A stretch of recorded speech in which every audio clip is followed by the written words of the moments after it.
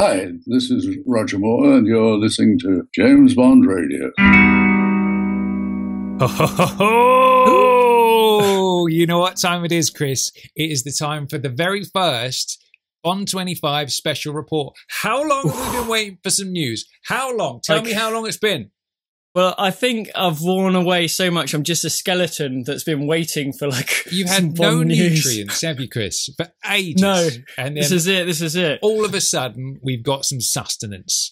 Goodness gracious me. This is obviously a special report for Bond 25. We've had some news, basically. I think it was yesterday, the news broke that there was a casting call put out, not unlike the one for Hinks. Do you remember that was our first little tidbit of news, wasn't it, back in the Spectre days? And this one is I dare say it's a bit juicier than the Hinks casting call, wouldn't you say? Well, this is it. There's no sort of names associated, but we've got 3 potential roles now, which man, this is good because they're not like minor roles. We're talking about the main villain, which could either be a male or a female, because there's two sort of potential main villains, or they might just be a double act, but like equally weighted, and then sort of a henchman type character as well. So, oh man, I'm getting excited already. Yeah, baby. So let's let's do it then. So basically, the casting call is for 3 key roles. The first one being male leading role, playing age 30s to 60s. It's quite a wide range, I would say. It certainly is, yeah. Who is a Russian. Also open to suggestions of actors from the Balkans or similar. Must speak fluent English. Characteristics: charismatic, powerful, innovative, cosmopolitan, bright, cold, and vindictive. Now, do you reckon that's our main villain right there? I think it's got to be alongside the female one, because I think the female leading role is going to have a big factor to play in it as well. I suppose because that's the rumour so far, isn't it? The villain in the next one is going to be a female. That's the rumour, obviously not confirmed at this point. So I don't know whether that could be total bollocks at this point. It could just be we've got this dude here, 30s to 60s, is the villain, and this female, the female leading role, the next one. Let me just jump to that quickly. Go on, let's do it. Playing age 30 to 45, also Russian, also open to suggestions from actresses from the Balkans or similar, must speak fluent English, very striking, strong physical fighting, stage combat skills required, characteristics: intelligent, brave, fierce and charming. She's witty and skillful, a survivor. So that's got to be our main Bond girl, surely. Yeah. Oh, it has to be, yeah, without a doubt. Well, it says leading role on it, so it's got to be. It absolutely has to be. But just going back to the male leading role that I mentioned, these characteristics that you listed off there, so charismatic, powerful, innovative, cosmopolitan. That always Bond villains, they're cosmopolitan, aren't they? Bright, cold, and vindictive. That screams Bond villain right there, doesn't it? Yeah, powerful, cosmopolitan, cold, and vindictive. And charismatic as well. So it's not going to be. It's got to be someone with a bit of charm as well as being sort of a threatening. You could do both sides of the coin, if you know what I mean. Yeah. Which is really cool. I think that would be great. And then the female leading one, like you said, brave, fierce, charming, witty, skillful, survivor, intelligent. And obviously they're going to be involved in a lot of combat by the sounds of it, which is really, really interesting. Now, what about the third one then? What third one? Third one, we've got male supporting role, 35 to 55. We both fit into that description on the low end there, Chris. I think we could. Maori. We don't fit that bit, sadly, so we can't audition for this one. But we've got, here's the characteristics they want. Advanced physical fighting, stage combat skills required, characteristics: authoritative, cunning, ruthless, and loyal. So, I mean, that's got to be another henchman, isn't it? Yeah. Well, it sounds like, I mean, that could be, apart from the Maori side of things, that could have been like a description of Hinks almost, couldn't it? It could have been, yeah. Obviously, we want someone... See, I wonder if they're going to go for... Because the Maoris, they're obviously like a heavy set, so you imagine it's going to be a big bastards, aren't they? You never see a little Maori. No, not often. It's going to be like a complete, bricked, massive sort of henchman dude. Now, we've had a couple of similar sort of henchmen like this in the past, very, very minor roles. There was... Lawrence McQuarrie, I don't know how you pronounce his surname actually, McQuarrie maybe, who is Mr. Kill in your favourite film, Die Another Day. And yeah, we had the Fijian guy, John Saru, who is Gabor in The World Is Not Enough. I know it's not sort of Maori, but it's around that sort of area. So we've had a couple of things like that before. So, okay, so talk to me then. What are we thinking? What are we looking at? Yeah, I mean, so I tell you what, one of the, I think this might have come up in conversation a few weeks back, the Russian angle. Right, if the villain, it's obviously the lead bongo there is Russian. The main villain is also Russian, and we were saying how the Russians are the baddies again, aren't they? In the news, it's always Putin this, Putin that. So it's almost like it reminds me of the 80s. Remember, every action movie in the 80s, it was always the Ruskies that were behind everything, wasn't it? Whether it was Rambo, whether it was Rocky, whatever it was, there was always that angle. So it feels like we're going back there. I suppose the absolute number one thing is we've got no Blofeld this time around, have we? We've got, this is just not happening. I feel like we can take that as a confirmation that there's no Spectre anything in this film. Would you agree with that statement? Yeah, I mean, and likewise, Hinks obviously won't be coming back. There's nothing there that says Blofeld or Spectre, obviously. But I tell you what I have done. As soon as I heard the casting call came out, I thought, I know what I'll do. What have you done? What have you done? I'm going to get on the old IMDb's, going to get on the old Google searches and see if I can find any people that perhaps match up to these descriptions. Ah, very nice. I found quite a few really good ones for the female leading role, a couple of decent ones for the supporting role, for the henchman role. For the male leading role, I found it quite difficult. I didn't have a huge amount of time, so these are only a few. One I've got who I think is absolutely going to be brilliant if he gets a role. Right. And there's a hidden connection to Bond already. All right. And then a couple of them, one's probably a bit too much of a heavy, and then the other guy is perhaps a bit too well known, but I still think he could do it. All right. Lay it on me, man. Okay, so the first one, which everyone has heard before, is Mr. Viggo Mortensen. Okay, yeah. Now, he's not Russian, but he can do a bloody good Russian accent. Have you ever seen Eastern Promises? No, but I've seen pictures of him in it. Yeah. Proper nut job. Mate, he's quality in it. But this guy, so he can be tough, he can be ruthless. He's he's a smart cookie. He's got an evil look to him as well. And he can pull off a Russian accent really well. Now, it might be that he's a bit too well known or whatever, but he's got a look to him. You say maybe that. Not. It's like, when you look at the last two villains we've had, they've been very well known people. So, that's interesting. So, for anybody who doesn't know, Viggo Mortensen was obviously Aragorn in Lord of the Rings. That's probably what he's most famous for, I would say. He's got a definite villainous look to him. I could see him. Hey, type in, get some Googles on the go, Tom, and just type Viggo Mortensen, Eastern Promises, and just see what comes up. Because there's a couple of shots in there. I know that was a few years ago now, but then that would probably suit him even more if he was that little bit older. But looking at the characteristics, he has got a bit of charm and charisma. He's definitely got the power. Cosmopolitan, obviously. He is intelligent and bright and cold and vindictive. I think he could do it. I think he'd be a really good shout. Yeah, I mean, looking at him here, yeah, I could see that. Look, I mean, he looks. If I hold that up to the camera, if you can see that. Yeah. Yes. He's all suited and booted there, but I feel like that screams Bond villain, doesn't it? That is, Welcome totally, to my castle, Mr. Bond. I could hear him saying that. Do you know what I mean? Like, yeah, man. Yeah, totally. Not that he lives in a castle; he probably doesn't. I was going to say, where did that come from? It's like Blofeld Japan style. Yeah. So he's one that you never know, but I thought that's sort of one that everyone know. I've got a second pick here. Go on in. Which I think he's probably a bit too much of a henchman. I think if there was a Russian henchman role, he'd be good at, and perhaps he's not as big a name. But if you check out Igor Joychikin. And he was in Indy 4, and you'd probably recognise his face. So it's Igor. Okay. And then Jijikine. Oh. He's got a good, powerful, nasty, villainous look to him, hasn't he? He does. Look at that. Like if I hold that up, hold on.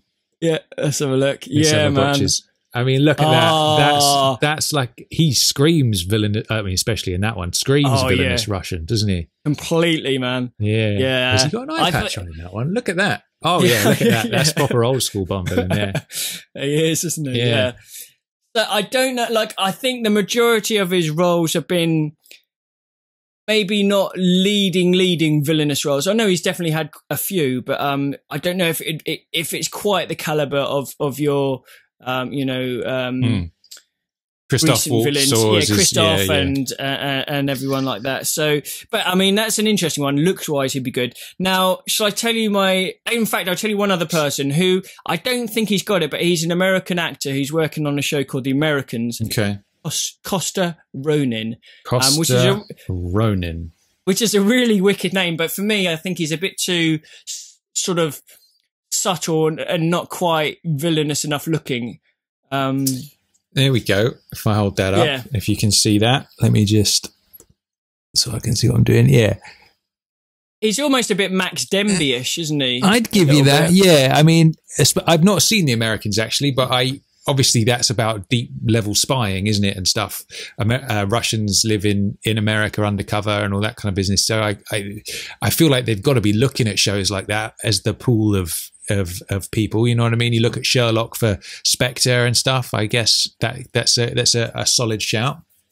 You know what, Tom? You've just unknowingly weaved your way into my number one choice who I'm about to suggest. Now, the person who I think would be absolutely brilliant to do this male leading role is a certain person by the names of Lars Mikkelsen. Lars Mikkelsen. Now, he could potentially have a brother who has previously been in the Bond series before. Oh, hello. Do you know? Well, in this picture, he looks like Martin from On the Tracks of 007. Does he? Look, he does actually there. Fuck me. That's so, wow. That is spitting image. That's insane. Yeah. Martin could be the next Bond villain, maybe. Good God. Oh, man, that's crazy.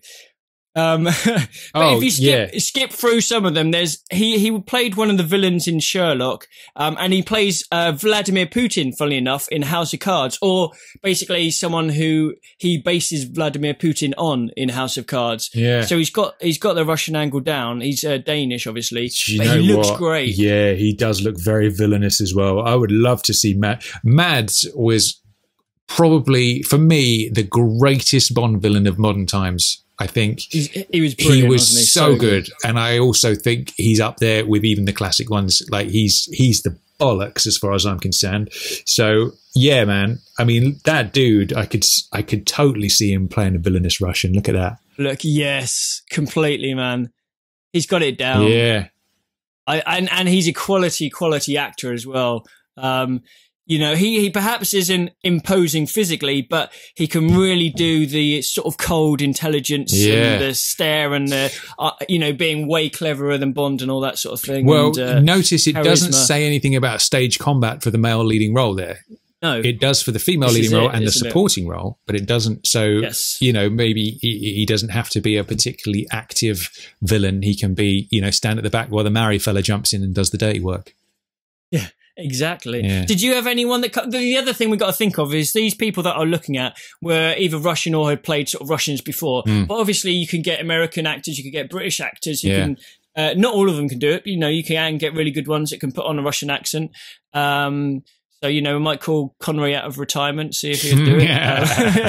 At long last, I would say my one addition, you've got some very solid, intelligent choices there. And if any of those cropped up as getting the role, I would not be surprised one bit. My one addition to that would, of course, be Dolph. Oh, yeah. Oh, God, now that's interesting. Do you think he could pull it off, though? I'd imagine the acting going on. I mean, that would be incredible, man. Yeah, I think. Yeah, that would get the comedy vote for me, I think. But maybe once upon a time. I mean, obviously, Dolph was in A View to a Kill, wasn't he? Bless his heart. This is it. Yeah. So, maybe it's Stenz who's been promoted to the head of the Russian mafia, or whatever, or the KGB, and now he's taken over the town. After all that time, maybe that's it. But yeah, he's obviously too expendablesy. Do you know what I mean? He's, you know what I mean? I don't think he's at the sort of, I don't think I could see him really being in a Bond film as a main figure these days. But, maybe back in the 80s, but not so much these days. Oh. But yeah, interesting. So have you got any thoughts for the other roles then?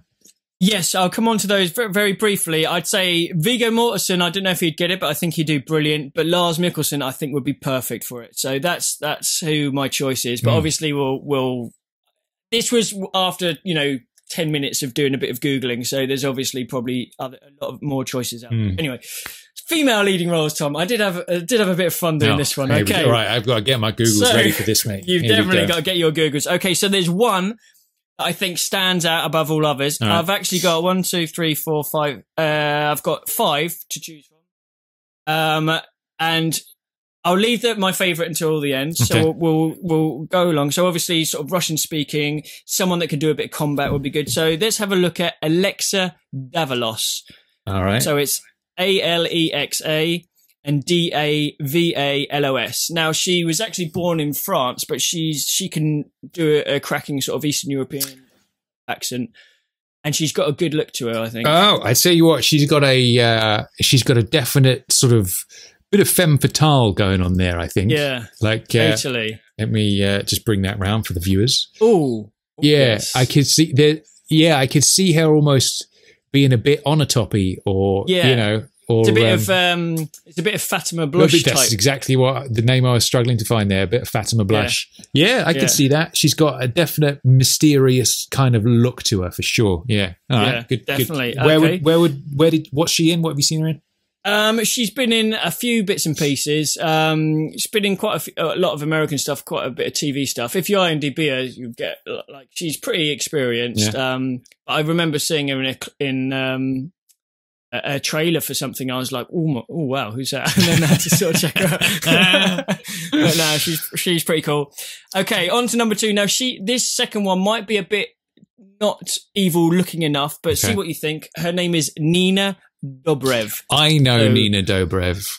Yeah, Dobrev. She yes. is cute as. She is so cute. I must say I'm rather partial to Nina Dobrev. Obviously, probably most famous for the Vampire Diaries. I would say, here we go, let me spin that around for everybody. Let's have a look. So I would say, there she is. Come on, son, keep it under control. Yeah, all right. I would say, yes, I would say maybe her image is a bit too teeny. Do you know what I mean? Yeah, I know what you mean. Vampire Diaries is, if you're a 13-year-old girl, you're going to choose. Oh, you mean teeny Diaries. as opposed to the age range, as opposed to she's actually really petite? Probably both of those, actually. Probably both. But yeah, I could see her being in a show like Smallville or something like that, rather than a Bond. Can I see her alongside Daniel? I don't think so. No. The other thing we've got to think about is the female leading role. We're looking at 30 to 45. Is that female role going to be romantically involved with Daniel? And we're assuming with Bond, and we're assuming it's got to be, hasn't it? So you can't have anyone, we're getting towards the territory of old Sir Rog and BB Dahl, aren't we? If things get a bit too young. But yeah, so I thought I'd just chuck her in there. Okay, these next couple are quite interesting. So the next one, try Elena Satin. So it's Elena. Yep. And then Satine. Now she's a bit of a redhead, sort of Fiona Volpe type vibe going on. Go, Chris. I know what you're up to, mate. Elena Satin.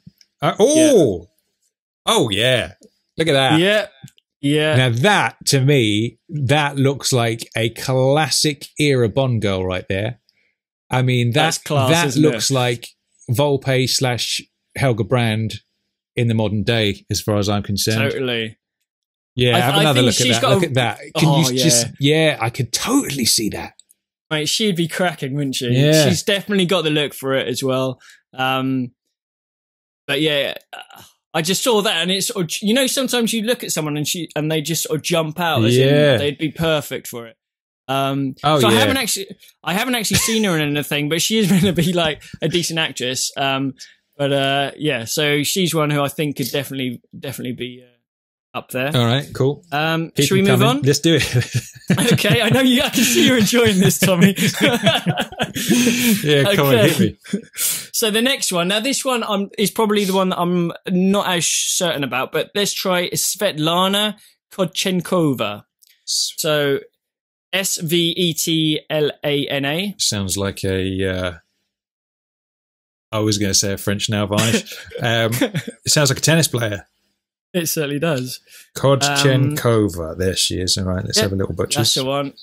Now, I think she looks right for it in some pictures and not so right in others. she might be a bit too much of a blonde bombshell, but in certain pictures, she's got an interesting look to her. Yeah, she could definitely do the whole Russian angle. Like, she's definitely got that vibe to her. Yeah. I would say, yeah, I could see that. Yeah. Do you know what I'm doing, Tommy? I'm lining up a black hair, a brunette, a red hair, and a blonde. So you Covering get all the choice. bases, mate. And then exactly, it's whatever Eon want to go with after that, you see. Yeah. Yeah, she's definitely strikingly beautiful. I could see that. Yeah. Yeah. Sweet. Okay. Okay. So I know this girl isn't part of my actress isn't part of the choice, but I have to say probably the actress I think is the hottest actress possibly in the whole wide world, right? Who's too well known and too short to do this role is Mila Kunis. She is outstanding. You must know who Mila Kunis is. Yes, I do. Yeah, You're not a fan, are you? Did you say I'm not a fan? No, yeah. Are you not a fan? No, it's not that I'm not a fan. I have some definite thoughts about Mila Kunis. I think she's very funny, and I think she's very cute, but she's not. I for some reason how do I put this in a way that is suitable for the times that we live in? I can't, so I'm just going to say it. I enjoy looking at Mila Kunis and enjoying her beauty, but I don't feel the urge to take it that step further and want to enjoy the fruits of her pleasures. Do you know what I mean? I feel there's some of those, there are ladies who are beautiful, but I just don't get that primal kind of like, oh, goodness gracious. Do you know what I mean? And I don't have that for Mila. I appreciate she's a very beautiful woman. Absolutely. But that's my thoughts anyway. How about you? You big into the Kunis? I am a bit of a Kunis fan, yeah. But then again, is it like, I don't know. We're going slightly off a tangent here, aren't we? I mean, this is a whole nother podcast, really. I know. Okay, we'll save that for another one. Okay, so I suppose you're saying that because she's Balkan, isn't she? Is that right? Exactly. Yeah. Well, she's Ukraine. She's from the Ukraine, and she's got that look, and so not for Bond. I just definly not for Bond. You just wanted to give her an honourable mention. Yeah, exactly. Why not? Why not? Okay, so now we're talking. Okay, so this one I think could be my favourite choice out of all of them. Okay, it's got an interesting name, so be ready. All right, it's Yulia Snigier or something like that. So it's Yuliya and then Snigir. Check her out and let me know what you think. Oh, hello. Oh, hello. Yeah, I could definitely be on board with that. Let's have a little look. Let's hold that up for the viewers. Oh, mate, yeah. She's got that look where she could be innocent. She could seduce someone like at the click of her fingers. She looks great. Do you know what the word comes to my mind? Temptress. When I look at that, yes. Do you know what? I feel like if that previous one was a Volpe or a Helga Brand, she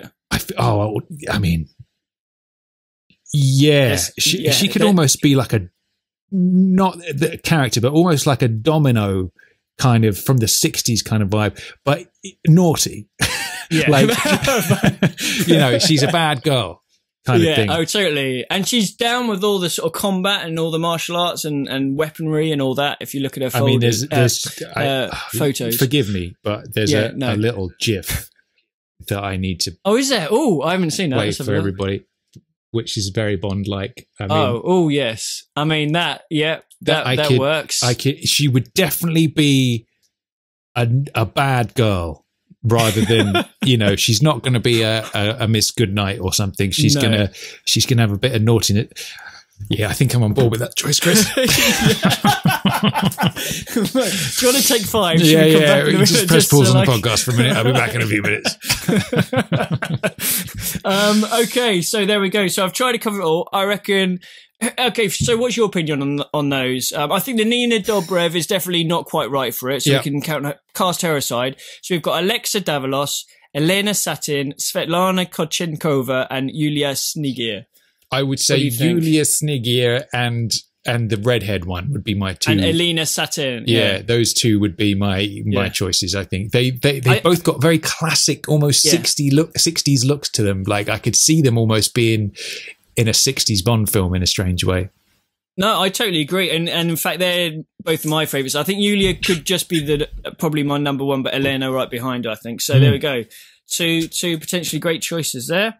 Okay, on to the male supporting role, otherwise known as henchman, we reckon. So Maori. So I've got a few choices here. One of them who isn't actually Maori but could pull it off, and then two who are Maori actors who have got a great look. So I'm going to go with the other two first. All right. So get your Googles ready. I'm getting my Googles ready. Manu Bennett. So it's Manu and Bennett. Let me know what you think of this guy. Manu Bennett. Let's have a little butchers. Yeah. Oh, he's definitely a big boy, that's for sure. Yeah, he certainly is, isn't he? They don't make small Maoris, do they? They're like... Is this the guy that's actually... What did you say? Is he actually Maori, this guy?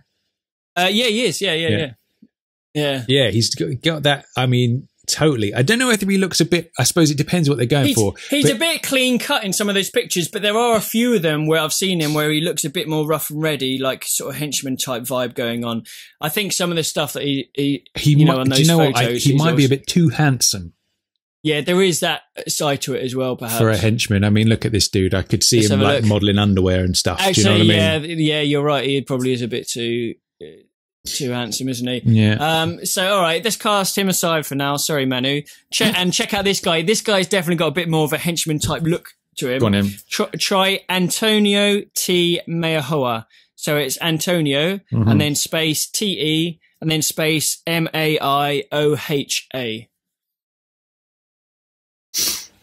Okay, let's have a little butchers at this guy. Oh, yeah. Yeah, look at that. I can see him being... He's quality, isn't he? He's got a good look to him. Yeah, I can see that. Yeah, good call. Yeah, muscular. He's a big dude. Yeah, I could definitely see that working. You can imagine him being sort of pretty good at the old fight. You know, he's done a lot of roles in sort of fighting and sort of Greek gods or whatever it is, and Spartacus from Roman times. So he's done a lot of that sword training. He's done a lot of combat and stuff, and he's got that sort of look to him. So he's probably better out of the two for one choice. Now, my potential choice is actually Hawaiian. But if we remember, in a previous Bond film, there was Hawaiian cast as a South Korean, who I'm sure you know.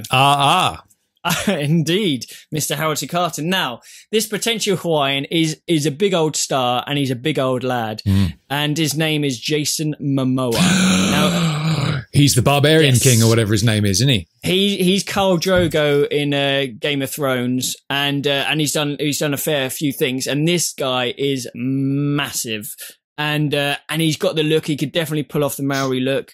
And he's pretty big in the world at the moment. He's pretty big in terms of he's got, after Game of Thrones and everything, and he is quality. I think. I feel like if you look at this geezer, he looks villainous, doesn't he? Can you see him and Daniel facing off against each other? Epic battle fight. I feel like that's unless they're going for somebody unknown, I feel like that. You couldn't get a more perfect casting, depending on what the character is. But obviously, stage combat. Look at him there. You know what I mean? Yeah. He's a beast as well. I feel like that guy has to get it, surely. Yeah. Well, the thing is, with sort of Hinks and Dave Bautista in the last one, it was such good casting, and he was such sort of like a unit himself. Unless they're going for someone that does sort of parkour style flicks tricks type villain, which it obviously sounds like they're probably not. They're going for a bit more of a unit again. You're not going to get better than Jason Momoa, I don't think. No, absolutely not. So he'd be my number one choice for that. So, okay, let me hit it to you. If you were now the casting director for Bond 25 and Danny Boyle says, right, Tom, got to hit me with your three choices out of those ones listed, which ones are you going to go for? Right, let me just refer back. I would say, okay, so male leading role, my choice would be Mads' brother. Lars Mikkelsen. Yeah, lovely. I'd have Mads' brother. Female leading role. Oh, goodness. Can you have two? Gracious. I would say Elena Satin or Julia Sneger. both of those, I feel like, depending on what the role sort of... Both of those look absolutely like they could totally do it.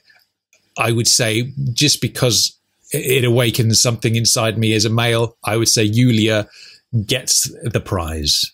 Yes. Okay. And lovely. And what about the henchman? Out of the two, if you went for Jason or Antonio, I say Antonio could definitely do it. I would say Momoa gets the job. Yes. Do you know what, mate? If I had to go through him, although I think Viggo would make a brilliant villain, and if he got it, I'd be well down for it. I would go for Lars. I'd go for Yulia just as well, and I'd go for Jason Momoa. It's same choices as you. Yeah. Same choices as you. So now none of them are going to turn up in Bond 25. Yeah. This is going to be a waste of time. Imagine though if they all did and we got it all right. Mate, yeah, that would be pretty sweet.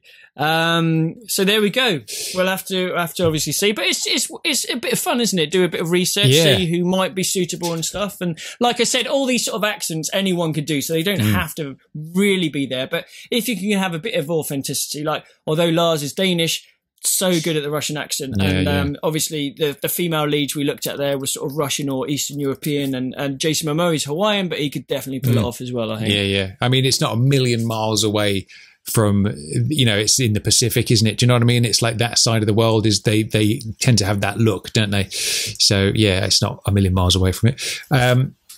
Yes. Now, there's a little something else that's crept out over the last couple of days. Obviously, the opening of the 007 Elements in Austria, the whole Ice Q restaurant. Was that what it was called, Inspector? Yeah, that's right. Yeah.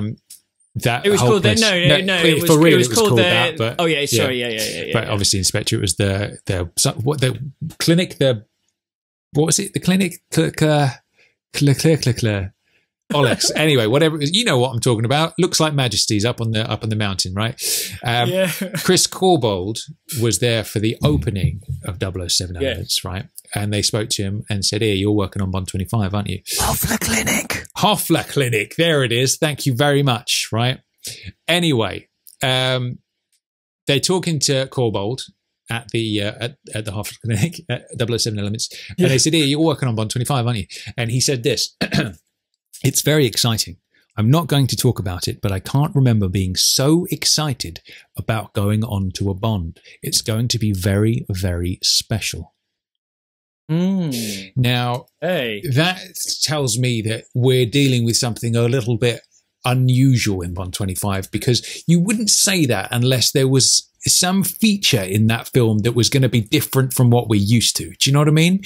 If it was, you know what I mean? If you were making a Skyfall or a Spectre or a Quantum, it's like they are all solid movies in their own way, right? Appealing to very different people sometimes, but they're all solid Bond flicks, right? But I wouldn't say there's anything aside from the Blofeld Return Inspector that I wouldn't say you would say Skyfall is, this is the most time I've ever been excited about going on a Bond. It's going to be very, very special, because other than the fact that it would be the new Bond film at the time, I wouldn't say there's anything particularly outstandingly, I'm so excited about that. Do you know what I mean? Right. Well, they're always going to have the excitement of doing Bond, because Bond is brilliant. But in terms of, because it is so brilliant and consistently brilliant, to say that means... Like you say, there's got to be something extra special happening now. And this obviously reverts back to the script and the idea that John Hodge and Danny Boyle had and what that could be. Obviously, we mentioned a few things. Could it be Bond dying? Could it be, I don't know, Bond and M going on holiday together, fishing and having a beer or two? Yeah. Who knows? I'm up for that. Yeah. But, it's going to be interesting to say. But if everyone is sort of saying these things, then... it just makes it more and more intriguing as to what is going on. Yeah. There's a little something else he said as well, Chris. Are you ready for it? Right. Yes. Hit me with it. So it says, this is from express.co.uk. Corbould, who also worked on Christopher Nolan's Dark Knight trilogy and two of the latest Star Wars movies, was asked at a roundtable interview if there would be a similar focus on realism with Bond 25. He added, "I wouldn't be doing it otherwise. Think the Olympics." Oh, so he actually mentioned that? He actually said that. Wow. So, man, it's got to have the Queen involved then. The Queen has to be involved. I feel like there has to be some kind of... Or the royal family. There's got to be some connection. It has to be, doesn't it? Now, answer me this, right? Royal Command is the title. That would be fucking cool. Anyway, oh my God. I rewatched the whole Danny Boyle Olympic short just before we sat down to record this. Yeah. And I thought, right, I'm going to keep my eyes peeled and I'm going to see what happens. And I haven't watched it since the Olympics happened. Yeah. Essentially, you see some kids walking in to like do a tour of Buckingham Palace, like a school trip or whatever. You see Bond pull up in a taxi and walk in. The butler dude shows him into Her Majesty. She's in the office. He's standing there, clears his throat. She turns around. Oh, hello, Mr. Bond. Then they walk through the corridor. There's a couple of corgis. They get in a helicopter. They fly over London. Then they parachute out, and the Union Jack parachutes over Wembley Stadium or whatever that stadium was. Was it Wembley? It was probably Wembley. It was the Olympic Stadium. Olympic Stadium. And that's it, right? Yes. So unless he's talking about a particular, like some kind of corgi-related mission, or the fact that there's going to be a helicopter or parachute involved, I feel like it has to be royal. It's got to be some kind of royal connection. Maybe someone tries to assassinate the Queen and Bond has to try and stop them. Now, so let's think about that, right, in a practical sense. I don't think you can do that, and I'll tell you why. No. Because in this day and age, I don't think you can have somebody playing the Queen. Do you know what I mean? It's unless the Queen herself is up for it. Yeah, I can't see that happening, but you never know. But like, do you know what I mean? It's like at the end of For Your Eyes Only, you've got the Margaret Thatcher lookalike. Really, Mr. Bond, really? And you could get away with that in the 80s, right? You could get away with that with Roger. You couldn't do that with Daniel. And I feel like it has to be a royal connection. I don't think it can be the Queen. Do you know what I mean? I'm struggling to work out what that would be. I think assassinating the Queen. You could still have something like Buckingham Palace. Potentially, there's going to be an attack on that, but without seeing the Queen or whatever, or some. I mean, is that a bit too easy? I don't know. Yeah, I don't know whether the stakes are high enough for that. Do you know what I mean? Let's look at the previous plots of recent times, and I suppose obviously Casino Royale is quite an understated plot. It's just sorting out Le Chiffre, as is Quantum to a certain extent. Quantum, they had the bigger theme of the water supply and all that stuff. There was like a bigger picture thing. Skyfall was obviously, I suppose you could say Skyfall of assassinating M was a thing, but there was a bigger, obviously all those agents at stake on the list. And then Spectre, it was the surveillance thing. I feel like there's got to be a bigger theme than just we're going to assassinate the Queen. You know what I mean? I feel like that's but maybe it's like, do you think it could be something like total global destruction, like old school style in terms of killing billions of people with whatever it is, or maybe something else? I don't know.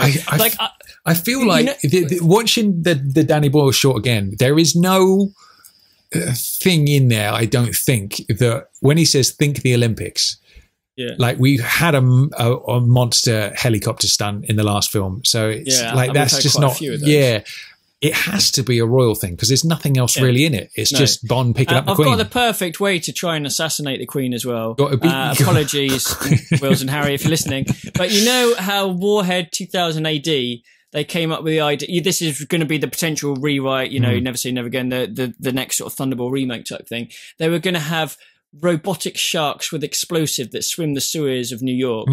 How about robotic corgis that can set themselves to self-destruct, Tommy? Do you know what? I think you've done it. I think what happened was they had their Purvis and Wade script. John Hodge walked in and said, no, I want corgis with laser beams attached to their heads. And Barbara went, sold! Green light, get it done. I think that's probably what happened. Yeah.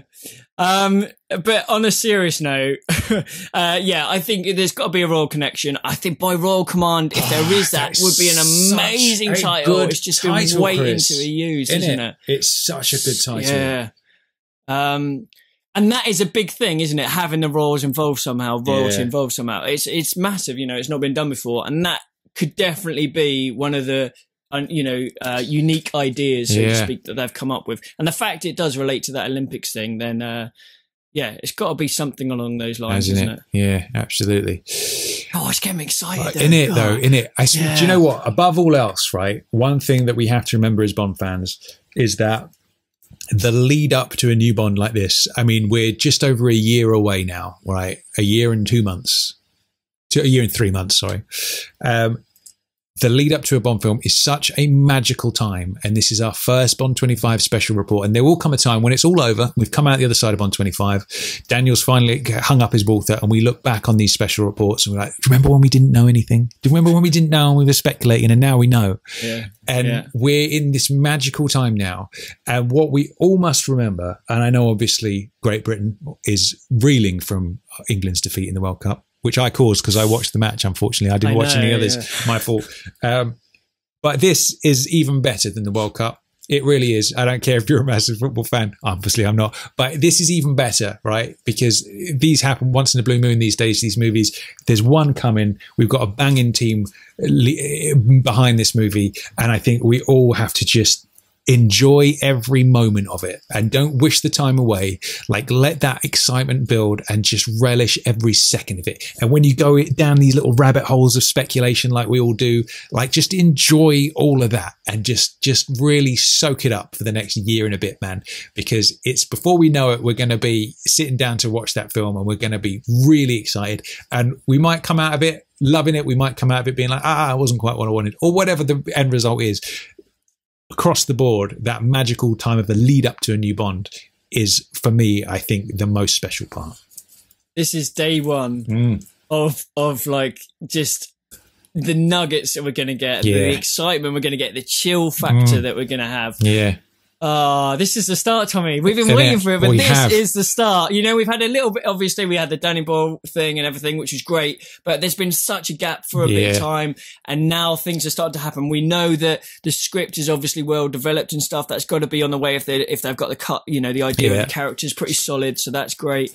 And I think we're just going to start to get a little bit more and a little bit more every few weeks. Something's going to come up. We're going to be like, get on it, emergency podcast. Isn't it funny when we rewind a bit and we were like, I'm sure we'll hear something by the end of January. January rocks past. Probably end of February. End of March at the latest. Then nothing. And it just went on and on and on. And today, I think, is the first day we've got, yesterday, I should say, is the first day we've got anything really tangible about the film itself outside of, which players are going to be involved in terms of production. Yeah. So, interesting idea. Is any of it going to be set in Russia? That's a good question. I guess Russia is a very topical thing. You got the whole Trump and Putin, friendship, I suppose you would call it, all in the news these days. It's a very topical thing. I suppose, I don't know. I guess whether you would actually shoot there, you probably wouldn't. You'd probably shoot somewhere similar, shoot in Budapest or something and pretend it's St. Petersburg or something like that. Yeah. But who knows? But it's going to be magical, man. All these little details have come out. So think of all the reveals we've got yet to come. We've got who's going to be the villain, who's going to be the Bongar, who's going to be this henchman. We've got who's going to do the song. We're going to hear the song. We're going to have the title reveal. So many exciting things are going to come. All the locations. And I'm sure there's going to be some times where it's like we get hold of their shooting schedule and we can get together and actually go and watch some of it being filmed. We have to do all of that stuff next time. You know what I mean? And also there's going to be a couple of little stills. They always give one or two stills quite early on, don't they? Yeah. Once the camera's rolling and stuff. So that'll be awesome. Yeah. And that comes about. But mate, if we can work out where they're filming, 100%, it's like, right, everything else just falls, whatever we're doing, chuck it away. You and I are going to go to whether it might be if they're filming whatever location. Yeah. I don't know why we didn't do it last time. Radius. I remember when they were filming on the Thames for the end of Spectre, and it was like, I know a lot of people from various Bond sites and stuff went down and just stood on the banks and watched it. And I'm like, fuck, we should totally have done that. And I don't know why we didn't. So this time we have to embrace it. Also, I suppose one of the most not exciting things, that's the wrong word. One of the most important things is what we've had a Bond for the last 10 odd years, 12 odd years, 13 by the time the film comes out, who has absolutely taken Bond to another level that none of us dreamed it would never get to again, really. And he's so done us proud over this time. And this is in all likelihood going to be his very last one. So we have to enjoy that as well, and enjoy that process of like sending the dude off. Do you know what I mean? And seeing how this final film goes from and stuff. We have to bear in mind that, man, he's done us so proud over the last 4 movies that this is the last nugget of enjoying this period. And we're going to look back in years to come, man. We're going to look back in years to come, and it will be like, remember when Daniel was Bond? Do you know what I mean? And we're in that now. That is a strong sector of Bond. Isn't it, Daniel's Bond, isn't it? I would argue that in the greater scheme of things, with the regular person in the street, I would say probably when you look back in the years to come, I feel like Connery is untouchable. And then I think Daniel will probably be rated as the next most sort of like Bondy Bond, for want of a better word. Bondy Bond, yeah. You'll have the purists that'll go with Roger as well, I think. Yeah. But Daniel will be right up there. Yeah. And what I really want is for his sort of tenure to be bookended by 2 amazing films. We've already got one bloody brilliant film, and I'd love it if his final film could be like on par with that. Yeah. I'd wet myself if that happened. Yeah. And there's a chance, like we said, with the team and everything like this. Yeah. There is a chance. It's never been done before. Let's be honest. It's never been done before. This is it. The last films of most people, look at Die Another Day. Yeah. Obviously, Tim only had 2 and George only had 1. Yeah. But if you look at Roger, View to Kill, which is great fun and I love it, but a lot of people think it's really weak. Yeah. And then Diamonds as well. Again, love it, but a lot of people think that's weak. We need a strong ending, Tommy. If we can get a really strong ending film. I think if Spectre has been his last film, although again, I really, really enjoyed it. I think there are a lot of people out there that would have put that on par with your Diamonds and your View to a Kill, and they didn't quite like it. Yeah. But I think the popular opinion wasn't there, was it, with that one? Exactly. Yeah. Whereas I think do one more, make it as best as you can, and go out on a high. Yeah. And that's what we want. Will and I'm it be sure an that's what's going to all-time high, happen. though? That's the question. Oh, it certainly will. Yes. Well, we'll see. Yes. So just a reminder to everybody, enjoy every moment. Don't wish these months away. With every nugget of news, with every night you sit down and you're dreaming what the next Bond's going to do, and you get all excited about something or some little tidbit of information or whatever. Just enjoy every moment, man, because these are the things you look back on. Like, one of the things I look back on is when they revealed the Spectre title. And I think what a magical moment that was. And just like, that was everything. We have to do that again, man. We have to do that live. Absolutely. Like, both of us again. And what a magical moment that was, and how that's everything I'd been dreaming of in my Bond since I was a kid. And I thought it would never happen. And then seeing those letters appear on the screen, I had some issues of being normal after that. I had some real issues. So yeah, I think, just remember those, because you will look back on this in years to come and be like, man, remember when they released this about Bond 25? Remember we found that out?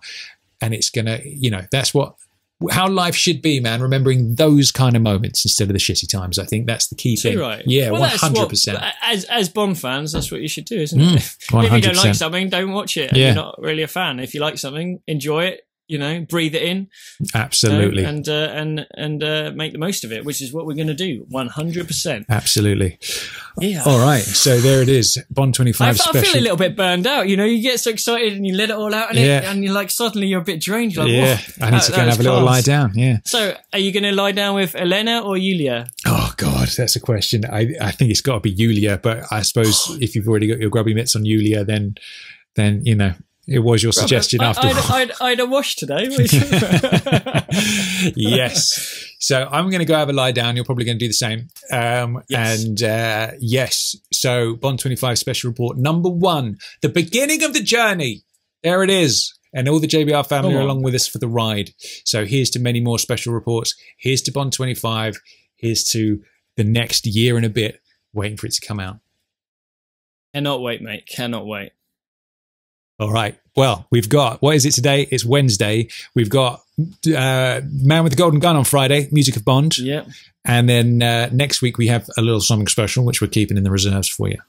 We have indeed. And I think it's an unexpected one, but it's going to be a good one. People are going to love it. Yeah, absolutely. So lots to look forward to, eh? Good stuff. So we will see you day after tomorrow, Friday morning. We'll be talking The Man with the Golden Gun.